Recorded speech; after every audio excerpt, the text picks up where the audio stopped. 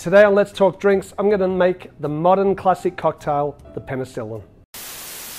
And this is by far the most popular cocktail of Sam Ross.Is. It's called Penicillin. It's a modern day classic.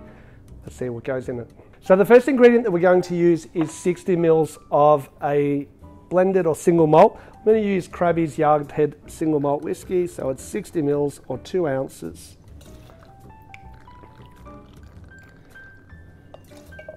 Next up, I'm going to use 15 mils of a ginger liqueur.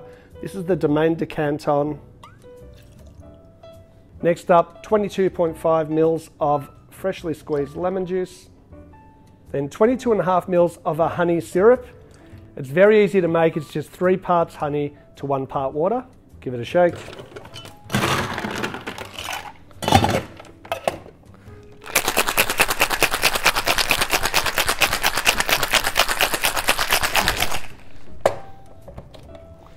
Now this cocktail is served over ice. I like to do it in a large block of ice, just so it doesn't dilute down too much, the cocktail, when you're drinking it.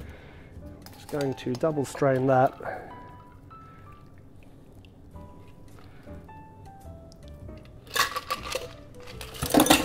And for a garnish, I just use a candied piece of ginger, and that is penicillin. So let's give it a try.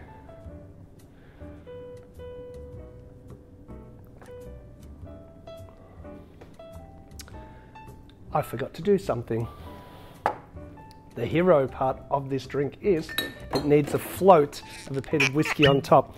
I knew as soon as I tasted it. So you can use Lefroy. I'm going to use the Bowmore number 1. It's not as peated. I find that for customers and friends, it is a little bit sort of easier if they're not used to drinking peated. Luckily, this isn't going out for a customer because I can't after I've tasted it like that. So just a little bit of a float. Now I'll try again.